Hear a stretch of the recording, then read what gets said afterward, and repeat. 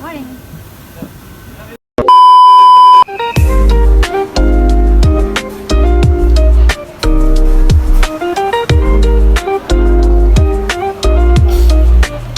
Good luck sa aming panibagong journey.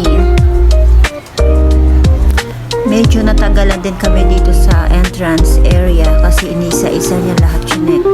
Mga papers namin kasi 5 kami lahat.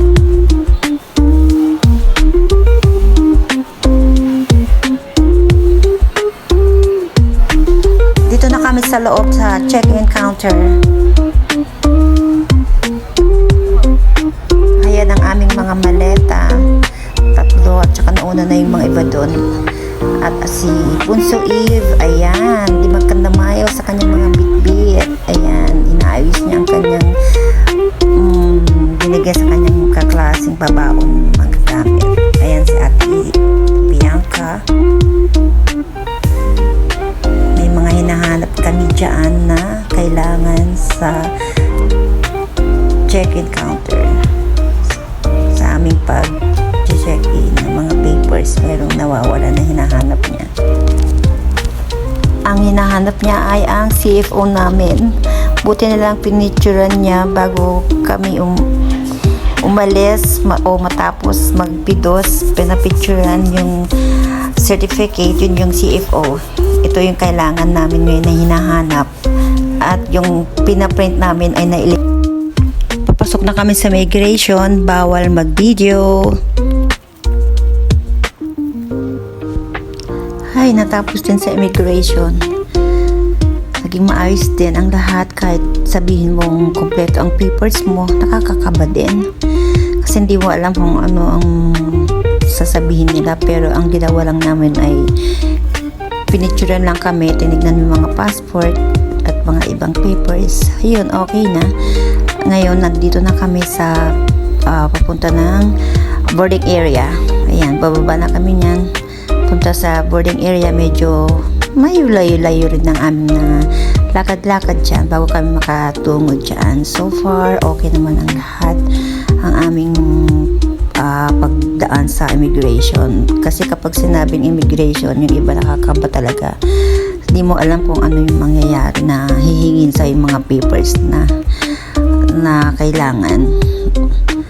At ito ngayon, nandito na kami sa boarding area. Hindi ko na pinakita kung paano kami pumasok dyan. So, ang nangyari ay pinatanggal lahat yung laman ng aming tumbler tubig, tinapon. At saka tinanggal yung mga medyas, sapatos, check up lahat. Next-ray yung aming mga gamit na mga daladalang mga hand carry. O, ayan, ngayon habang nag-aantay, medyo matagal-tagal na oras din ang pag-aantay namin ng flight. Heto na, papasok na kami sa aeroplano. Nakapila na po kami dyan. Ayan, nag-aantay kami ng pasok. Pila-pila lang dyan. So, ayan, pinapakita ko sa inyo yung aming sasakyan na Philippine Airlines. Yan. So, maganda naman. Malaking aeroplano po to. So, nakaka-excite din.